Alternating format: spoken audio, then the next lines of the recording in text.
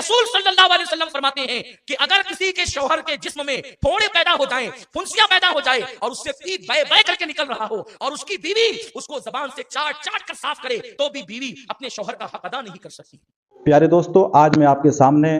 सैयद अमीनुल कादी साहब की एक छोटी सी वीडियो लेकर हाजिर हुआ हूं कि आजकल का जो माहौल है कि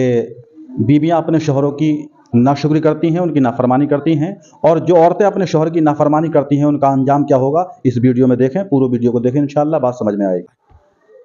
अगर कोई औरत तहज्जुद भी पढ़ती है, नमाज भी पढ़ती है, तिलावत कुरान भी करती है, सारी नेकियां करती है, लेकिन इस हाल में उसकी मौत आए कि उसका शौहर उससे नाराज है, अल्लाह के रसूल फरमाते हैं ऐसी औरत जहन्नम में जाएगी। नमाज पढ़ने के बावजूद जहन्नम में जाएगी, रोजा रखने के बावजूद जहन्नम में जाएगी, क्योंकि उसने अपने शौहर को नाराज किया। बल्कि यहां तक मेरे रसूल ने फरमाया, कोई औरत तंदूर पर रोटी डाल चुकी हो, उस जमाने में तवे नहीं थे, यानी कि जैसे आज है, तंदूर पर रोटियां पकती थी। आका फरमाते हैं कोई औरत तंदूर पर रोटी डाल चुकी हो और उसका शौहर उसे अपनी जरूरत के लिए बुलाए, क्योंकि महफिल में सभी लोग हैं, मैं बहुत हया के पर्दे में हदीस पढ़ रहा हूं। औरत ने तंदूर पे रोटी डाल दी है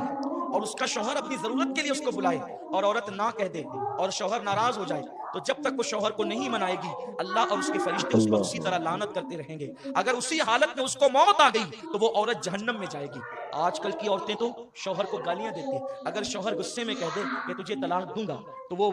उसका मुंह दबाने की बजाय या माफी मांगने की बजाय या उससे लजाजत करने की बजाय, आज की औरतें इतनी बेबाक हो गई है कि यहाँ तक हमने सुना है लोगों से, लोग आकर के बताते हैं, हमें तो नहीं पता, लेकिन लोग आकर के बताते हैं कि शौहर ने कहा कि तलाक दूंगा, कहते हैं तेरे बाप का होगा तो दे के बता। अस्तगफिरुल्लाह, जो औरतें इस कदर बेबाक हो गई हो, ऐसी औरतें लानती है जो अपने शौहर से तलाक का मुतालबा करती है। अल्लाह अकबर, मेरे रसूल सल्लल्लाहु अलैहि वसल्लम फरमाते हैं कि अगर किसी के शौहर के जिस्म में फोड़े पैदा हो जाएं, फुंसियां पैदा हो जाए और उससे पीप बै बै करके निकल रहा हो और उसकी बीवी उसको जबान से चाट चाट कर साफ करे तो भी बीवी अपने शौहर का हक अदा नहीं कर सकती। हक है, शौहर का हक ये है बीवी पर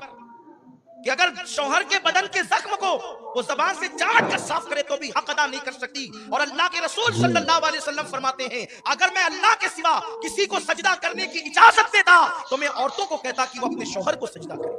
लेकिन चूंकि गैरुल्लाह को सजदा जायज नहीं, इसलिए औरतों को इजाजत नहीं, लेकिन औरत अपनी हर खुशी को अपने शौहर की खुशी पे कुर्बान कर दे। अल्लाह अकबर, अगर शौहर कह दे तुमने स्टोर नहीं जाना तो वो दिन भर औरतों का मूड ऑफ हो जाता है। शौहर कह दे तुमने माँ के यहाँ नहीं जाना तो झगड़ा करने लगती है औरतें। पता नहीं ये औरतें इतनी बेबाक कैसे हो गई। जिन औरतों को शौहर को सताते देखो समझ जाओ इनका ठिकाना जहन्नम है। अल्लाह के हबीब सल्लल्लाहु अलैहि वसल्लम फरमाते हैं कि मैंने जहन्नम में सबसे ज्यादा औरतों को देखा, क्योंकि औरतें अपने शौहर की नाशुक्री होती हैं,